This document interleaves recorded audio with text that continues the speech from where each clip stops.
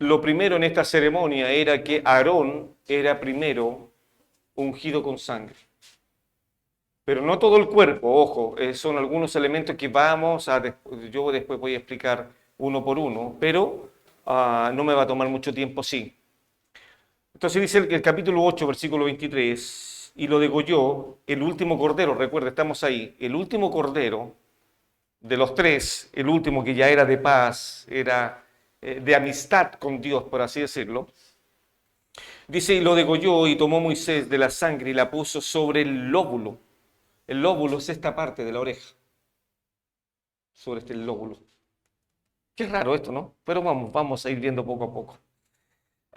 Y la puso sobre el lóbulo de la oreja derecha de Aarón, sobre el dedo pulgar de su mano derecha y sobre el dedo pulgar de su pie derecho. Esta sangre, imagínense, qué raro esto. Y uno pensé, pero ¿qué quiere Dios de esto? Qué increíble. Bueno, después de que hizo con Aarón esto, versículo 24, hizo acercarse luego los hijos de Aarón, los 4 hijos, y puso Moisés de la sangre sobre el lóbulo de sus orejas derechas, sobre los pulgares de sus manos derechas y sobre los pulgares de sus pies derechos, y roció Moisés la sangre sobre el altar alrededor. Qué interesante esto. Bueno, vamos a ver cómo nos va con esto al respecto.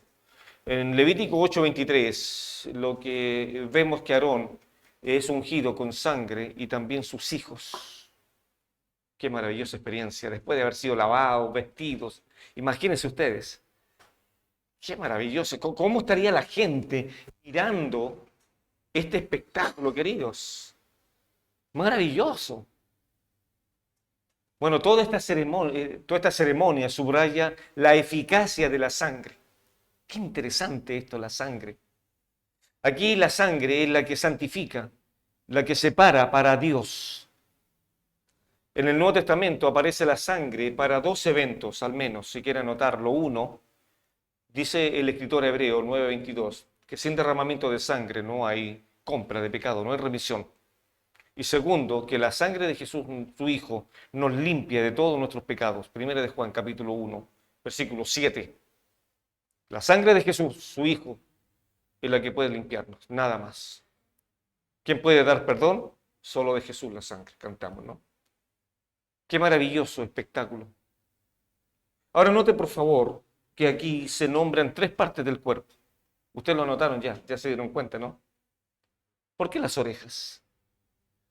¿Por qué los pulgares de la mano derecha y del pie derecho? ¿Qué tiene que ver esto? Increíble. Yo primero cuando estaba haciendo este estudio leía otros libros más. Yo no sé si usted alguna vez ustedes puso atención en estos detalles. Nadie puso atención en estos detalles. A lo mejor leyendo por ahí alguien encontró. Mire qué raro este, pero podemos hacer una lectura muy rápida, muy solapada, ¿no? Al respecto. Bueno, ¿por qué las orejas? Y uno puede dar muchas interpretaciones. No hay una interpretación que sea la correcta. Podemos sacar conclusiones, podemos sacar principios bíblicos. Bueno, la oreja ungida, dice un autor, la oreja ungida habla de la necesidad del sacerdote de estar continuamente atento a la voz de Dios. Así dice un autor. Que porque es ungida con sangre, porque es apartada con sangre, porque su oído, su oreja, siempre tiene que estar atento a la voz de Dios. No tiene que escuchar ninguna otra voz. Queridos, el hombre más manso en el Viejo Testamento fue Moisés. Y de sus 120 años, 80 los pasó en el desierto. Qué increíble. ¿Y sabe lo que hizo en esos 80 años? Mayormente sus terceros 40 años, escuchando las instrucciones de Dios. Donde no había nada que lo molestase, en el pleno desierto, ahí Dios tenía que tratar con este hombre, en la soledad. Cuando Dios trata con nosotros, cuando vamos a nuestro aposento, cerramos la puerta y oramos a Dios que escuche en secreto y Él nos va a recompensar en público. Pero debemos de tener un oído fino para escuchar a Dios. Samuel así lo tenía. Habla, porque tu siervo oye. Habla, habla. Habla Jesús amante, habla mi corazón. Habla con tonos deseables. Que tu palabra carcoma, que tu palabra sea un efecto. Queridos, una enseñanza más.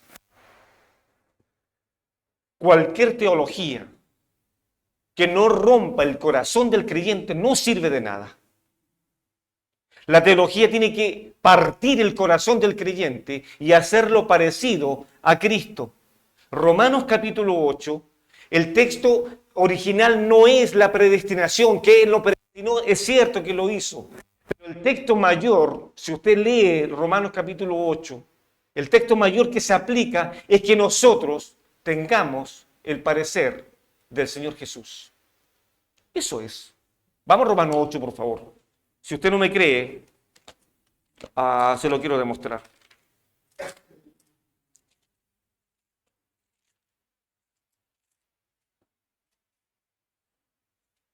Porque a los que antes conoció, versículo 29, 8:29, porque a los que antes conoció también los predestinó. ¿Para qué? ¿Cuál es el propósito?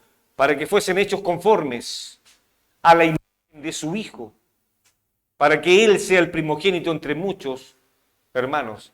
Eso es el propósito del llamado, para que usted y yo tengamos la imagen de Jesús. Que cuando nos vean en la calle, nos digan, tú andas como Él, tú caminas como Él, tú te vistes como Él, tú hablas como Él, tú piensas como Él, como el Maestro. Qué increíble. Entonces ahora, ¿por qué la oreja? El autor dice eso. Para escuchar la voz de Dios. Sus orejas tenían que ser separadas para el servicio de Dios. Volvamos, por favor, ahí a Levítico 8, por favor, queridos. Después venía el pulgar de la mano derecha. Y otro autor dice que la mano de los sacerdotes era rociada para ejecutar los trabajos del santuario. Para que todo lo que hiciesen fuese santo. Porque estaban ministrando.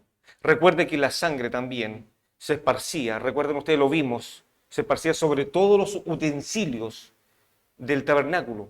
Todo era separado para Dios, todo.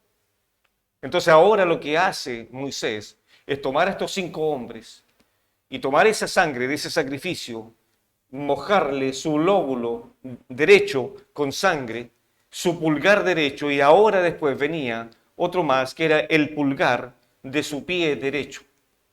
¿Para qué el pie? Bueno, otro autor también dice lo siguiente, el pie también era teñido con sangre para andar santificado por los atrios de Dios.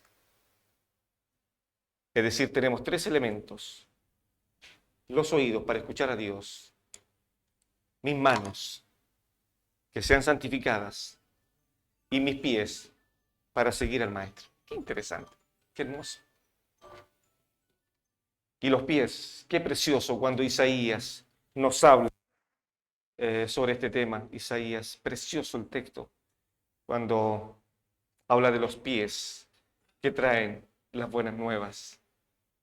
El Evangelio, en el fondo, las nuevas son el Evangelio. Ya Isaías hablaba del Evangelio. Qué increíble. Cuán hermosos son los pies de los que anuncian. Qué precioso, hermanos. Ahora, ¿cuál es la lección? Un autor dice lo siguiente, permítame leerle lo que dice un autor. La separación de lo inmundo, la santidad del carácter, sigue siendo esencial para servir a Dios. Repito, la separación de lo inmundo, la santidad del carácter, sigue siendo esencial para servir a Dios. No pretenda servir a Dios con pecados ocultos, porque no va a traer bendición ni a su propia vida, ni a su matrimonio, ni tampoco a la iglesia del Señor. Después dice, esta santidad interior es esencial, porque cualquier deformidad descalifica. Esta santidad es esencial, porque un poco de levadura leuda toda la masa.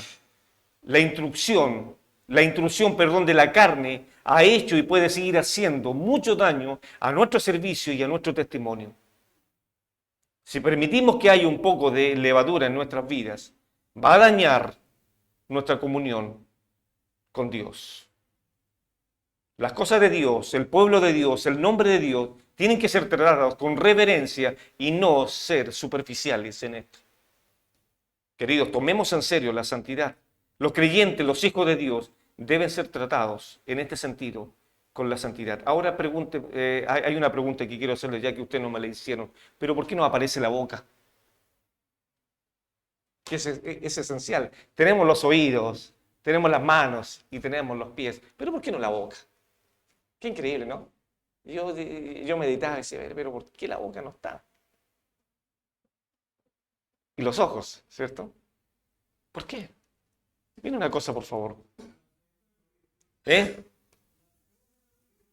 Sí.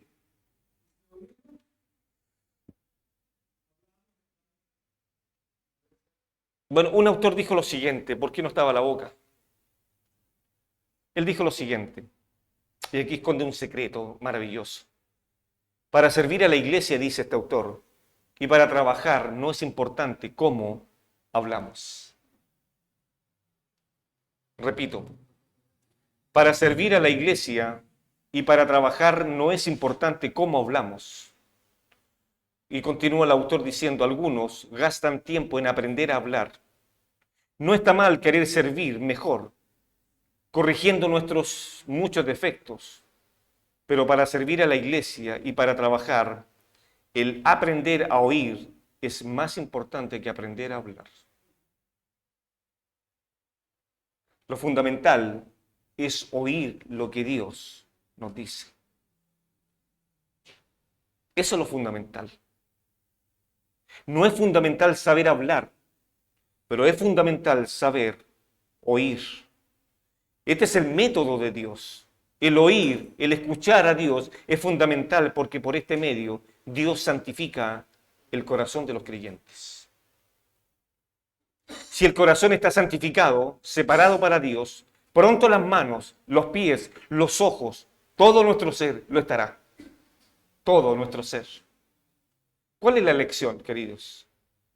No deje, dice el autor, no deje que penetre en su alma todo lo que nuestro mundo ofrece. Sea selectivo. La manera más elevada de santificar el oído consiste en el emplear tiempo para estar con Dios y saberlo escuchar. Hay un libro maravilloso, si quieren tomar nota de este libro, está en audio también. Se llama Orando la Biblia. Es un libro chiquito, maravilloso. Yo le dije al principio que la oración debe ser un diálogo. Tienen que haber dos personas.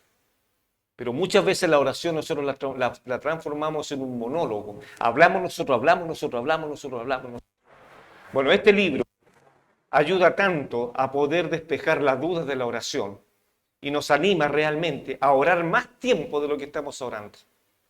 Entonces, el autor decía al siguiente, tomando como ejemplo el Salmo capítulo 23, Jehová es mi pastor, nada me falta. Entonces el autor decía, piense por un momento, ¿cómo sería el trabajo de un pastor sobre la vida de uno? Solamente piense en esa figura, el Señor Dios es mi pastor. Y póngase a orar solamente con esa pura frase. Estoy seguro, dice el autor, que estaría días completos orando en la figura de un pastor. Y diciéndole al Señor, orando la Biblia, Señor, tú eres mi pastor. Tú eres el Señor de mi vida. Tú cuidas de mí. Tú te levantas temprano y te acuestas tarde porque me cuidas. Señor, tú no duermes por cuidarme. Tú eres un pastor cuidándome a todo momento. Querido, con esa oración estaríamos días glorificando el nombre del Señor. Y después vamos a la segunda parte, el Señor Jehová es mi pastor, nada me falta. Y vamos con la segunda parte, Señor, desde el día en que te conocí, nada me ha faltado, porque tú eres el que sustenta mi vida, sustenta mi alma. Nuestra visión de la oración cambiaría completamente. Y al final de la oración, cuando usted allá tal vez haya orado una hora, al final de la oración uno le puede decir, Señor, y te pido por mi vida y por mis hermanos. Sí, y cerramos. Imagínense. Queridos, ¿cuánto dura un partido de fútbol?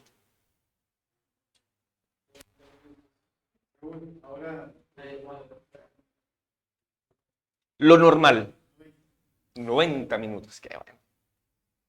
Quisiera desafiarlos. ¿Cuántos de ustedes ha orado 90 minutos?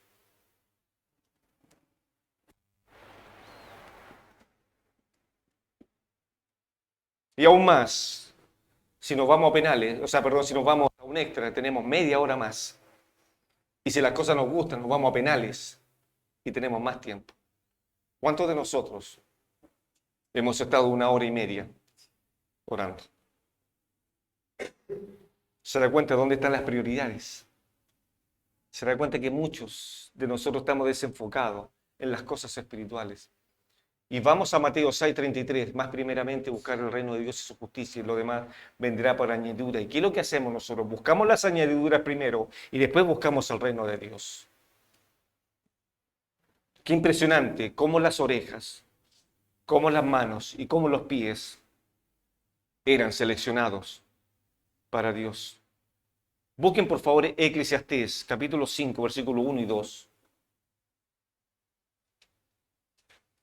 En el libro de Eclesiastés, Salomón está denunciando la falsa adoración y lo corrompido que estaba la adoración en el templo. La gente estaba corrompiéndose en adorar a Dios. La adoración estaba corrompida. Por eso es que Salomón explica lo siguiente ahí en Eclesiastés 5, 1 y 2.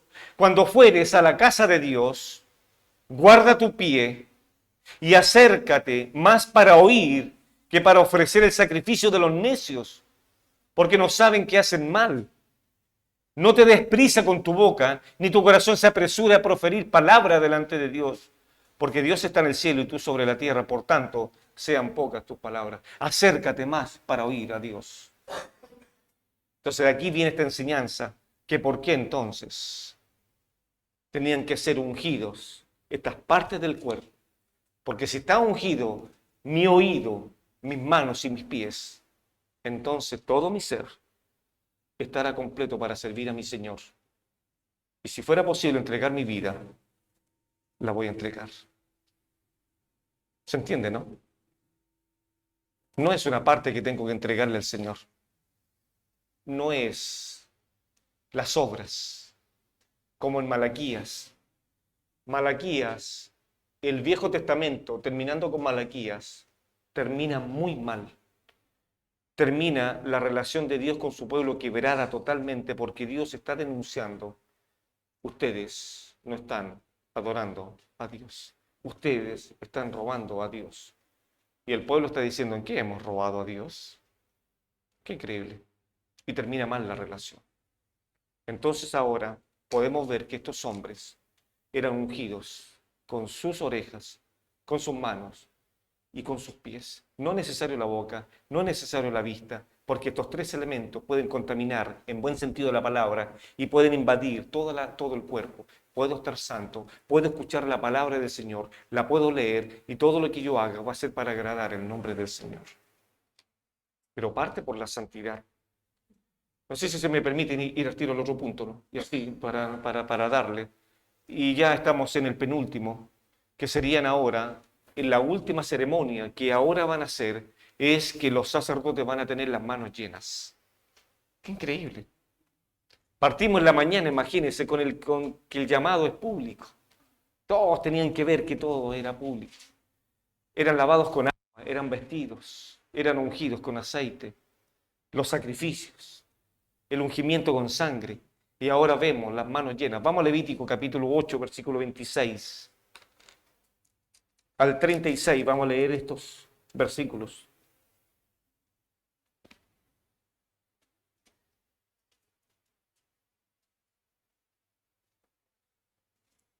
No pierdan, por favor, también capítulo 8, versículo 1, que ahí está el resumen. En el versículo 2 del capítulo 8 está el resumen de lo que hemos visto nosotros ahora casi.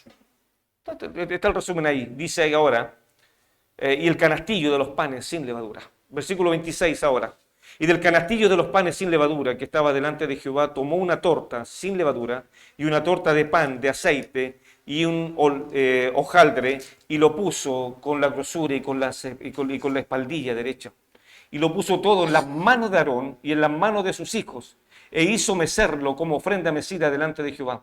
Después tomó aquellas cosas Moisés de las manos de ellos y las hizo arder en el altar sobre el holocausto eran las consagraciones de olor grato, ofrenda encendida a Jehová. Y tomó Moisés el pecho y lo meció, ofrenda mecida delante de Jehová, del carnero de las consagraciones. Aquella fue la parte de Moisés, como Jehová lo había mandado a Moisés. Luego Moisés, del aceite de la unción y de la sangre que estaba sobre el altar, y roció sobre Aarón y sobre sus vestiduras, sobre sus hijos y sobre la vestidura de sus hijos con él. Y santificó a Aarón y sus vestiduras, y a sus hijos y la vestidura de sus hijos con él.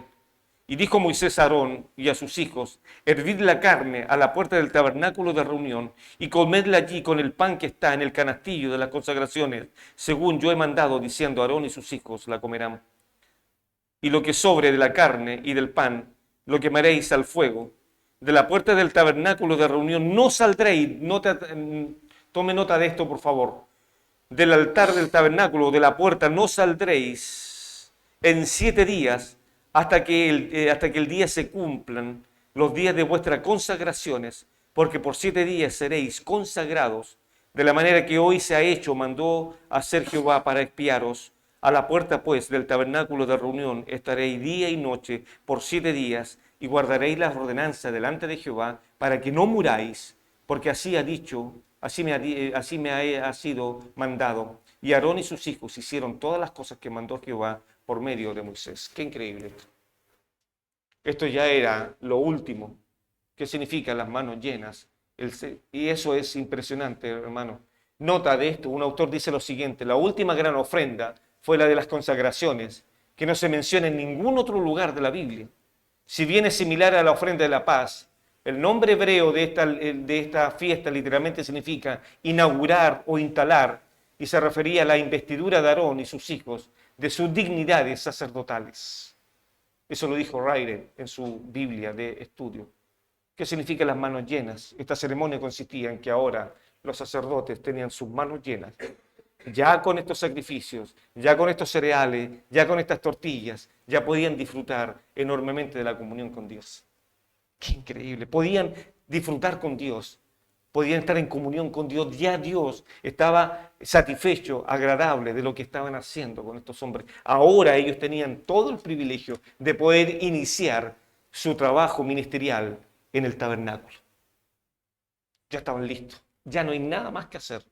Durante 7 días, pero aún más, estos sacerdotes tenían que tener 7 días más para consagración. Imagínense, durante estos 7 días los tenían a los pobres ahí, dándole con toda esta ceremonia. Luego venían 7 días más que no podían salir del tabernáculo, encerrados, enclaustrados. Ahí tenían que estar, porque sabían que tenían que enfrentar al Señor en todas estas cosas.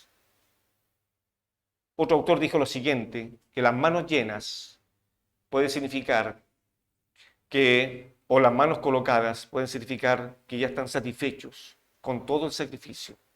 Las manos recibían el rociamiento con sangre, indicando que quedaban consagradas para ser santos. Las manos quedaban así, vaciadas de sus pecados, pero llenas para consagrarse al Señor con las cosas que habían ofrecido del canastillo. Hoy día los creyentes estamos llenos totalmente del Señor Jesús. Ya no tenemos ninguna otra necesidad al respecto. Entonces podemos contemplar, queridos, ahora que esto es una prefiguración de lo que podemos hacer. Efesios capítulo 5, por favor.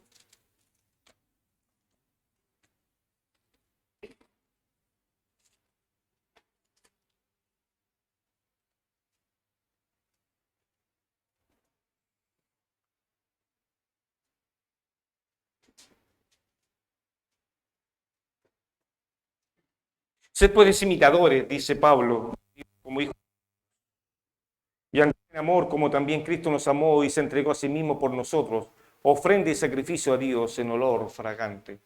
Qué completo es este sacrificio. Qué maravilloso. Queridos, si usted no sueña con Levítico esta noche, perdió su tiempo hoy día. No. Pero yo espero que sueñe con Levítico. Yo espero que sea un experto. Porque todo esto, qué increíble. La comida del carnero de la ordenación. Durante esta semana, Aarón y sus hijos tenían que permanecer en el atrio cada día Moisés ofrecía estos sacrificios. Los sacerdotes comían entonces de la carne. Imagínense, comían de la carne. Ya no tenían que sacrificarlo, comían ellos. Diciendo con esto ya está todo listo. Cuando Jesús murió en la cruz, Él dijo una palabra interesante que la conversábamos con algunos. Consumado es. Y esa palabra consumado es, Tetel está ahí. Ya está todo listo. No hay que agregar ningún otro pincelazo a la obra perfecta. Tetel está ahí, ya está listo, consumado. Queridos, no juguemos con la santidad. No juguemos a ser cristianos. No juguemos a leer la Biblia, no juguemos a orar. Tomémonos en serio. Hemos visto estas 7 ceremonias. Cómo entonces el pueblo de Dios tomaba muy en serio la labor del sacerdote. El último punto que voy a tocar ahora, les voy a dar un descanso, que tiene que ver ahora con el sacerdocio del cristiano, y ahí sí que nos vamos a empapar un poco más de la palabra del Señor. Un descanso, ¿no? 5 minutos, queridos. Por favor, háganlo rápido, 5, porque yo quiero terminar para que se vayan temprano a sus hogares, ¿ya? Para que ya mañana puedan servir en sus iglesias. Así que tomen esos 5 minutos. Nos vemos.